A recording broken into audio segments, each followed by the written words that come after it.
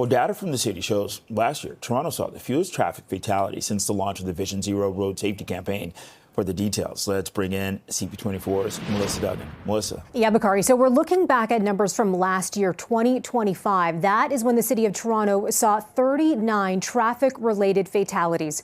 This includes people who are in vehicles, who are pedestrians, who are on bikes, on motorcycles, that sort of thing. So 39 tragically is how many people lost their lives on roadways. But when you compare that to when Vision Zero, the city's traffic safety campaign, launched back in 2016, that number was twice as high, 78 deaths recorded that year. So we're looking to people today to kind of gain some insight. What is the city doing right? What more could be done to help get these numbers even lower? For more on that, we're joined live by Albert Koehl. He's a coordinator with Community Bikeways. It's an advocacy group that really focuses on safety of people, especially cyclists and pedestrians on roadways. Thanks so much for being with us, Albert. Oh, my pleasure, Melissa. You know, we're looking at these numbers and they are dropping, but not when it comes to cyclists. We see the deaths in 2026. It was one recorded cyclist death there. In 2025, unfortunately, that number was 2. What more do you think needs to be done to keep people safe when they're on bicycles? We know from the positive trend that we're seeing now, it's not just a one-year thing, we're seeing a positive trend in terms of the number of road deaths. And what that tells us is that a long-term program of investment, consistent investment in road safety measures works. It works in saving lives so that we have fewer families that are grieving a loved one over the past year, and that we want to see a continuation of that. So, for example, speed cameras, red light cameras, pedestrian advance signals, and things like bike lanes work. And bike lanes aren't just a benefit to cyclists, we know that, but they're also a benefit to pedestrians, because all of a sudden now when you install a bike lane, you've got a buffer, a safety buffer between the sidewalk and the roadway. So for example, if an elderly person stumbles, they stumble into the bike lane, which is not likely to be deadly, or if a child gets away from a parent and steps into the bike lane, that's not going to be as dangerous as stepping into the road. So we see from this positive trend that road safety measures that are proven by the evidence, they work when implemented.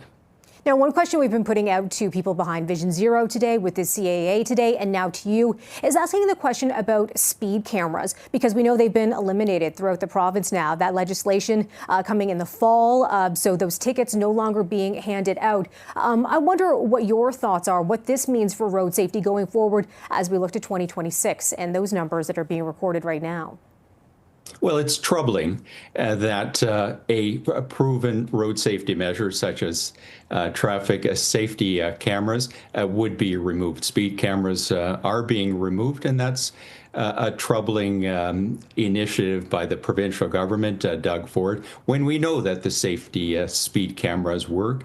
They work in saving lives. They are a measure, an effective measure among a suite of measures that have been taken, that the city has invested in. So it's very disappointing and, as I say, troubling that the Ford government has taken this regressive move, the result of which is that we'll see additional families that are losing a loved one. It's a very unfortunate development. Of course, we have heard from the province, Premier Doug Ford calling those cameras a cash grab. Also, the province putting out some signage, too, with some lights warning drivers to slow down in certain areas, especially school zones.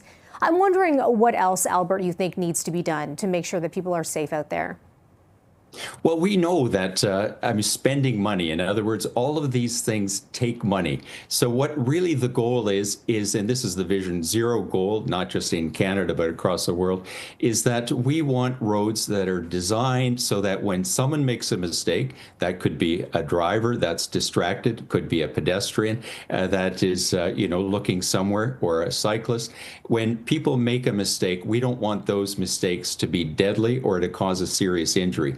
So the whole point of the Vision Zero is that we do ultimately, and this costs a lot of money, redesign our roads so that a mistake doesn't end up being a fatality.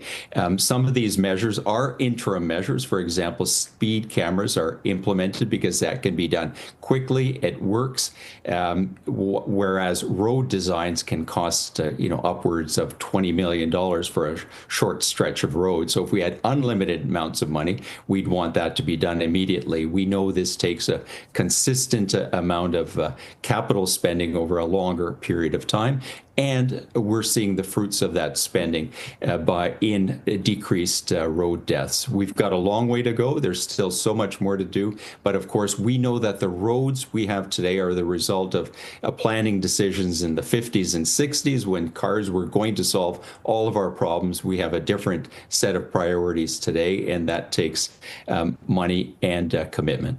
Sure does. Thanks so much for sharing your perspective. Albert Koehl with Community Bikeways. Appreciate you being with us today.